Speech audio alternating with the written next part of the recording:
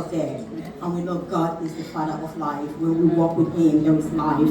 So as women, when we start looking at our physical, emotional, and mental health and well-being, I want to go to another scripture that's so important, also looking at this landmark. One of the preachers talk about the landmark of patience with our emotions.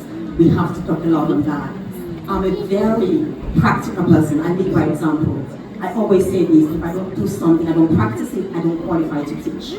Everything I teach, I say, I apply it in my life. Of course, I keep working because it's always room for improvement. You know, our best days are always ahead of us. I've not gotten to 1 billion where God intends that I be, so I'm still working and a work in progress. But I want to link this, the passage I want us to hold on to, from Romans 12, this is 1 to 2.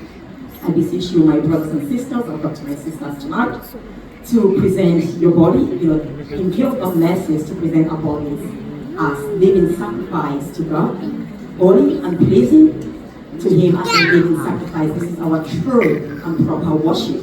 And then in verse 2 it says, do not conform to the patterns of this world, but be transformed through the renewal of your mind. I want us to hold on to another scripture into Romans 8:6. The mind that is governed by the flesh brings death to this body, and the mind that is governed by the spirit brings life.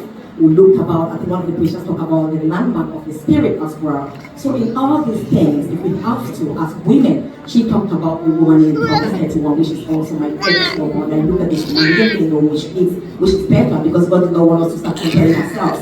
So He just gives us the qualities, the characteristics, so we may actually emulate that and live that in our lives. So if we look at this, when we look at our physical health, we know our body is dependent on the Most High God as well.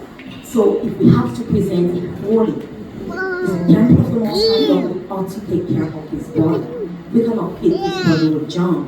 We cannot overindulge in food, in alcohol, things that will destroy this physical body.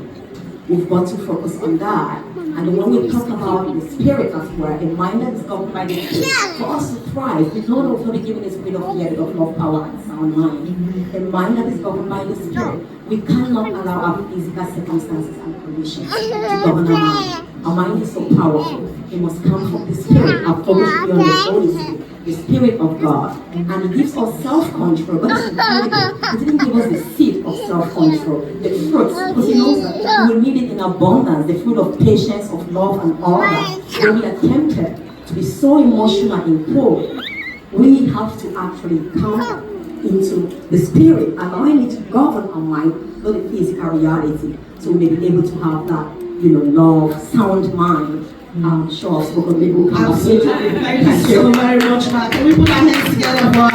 Can I just say that if you have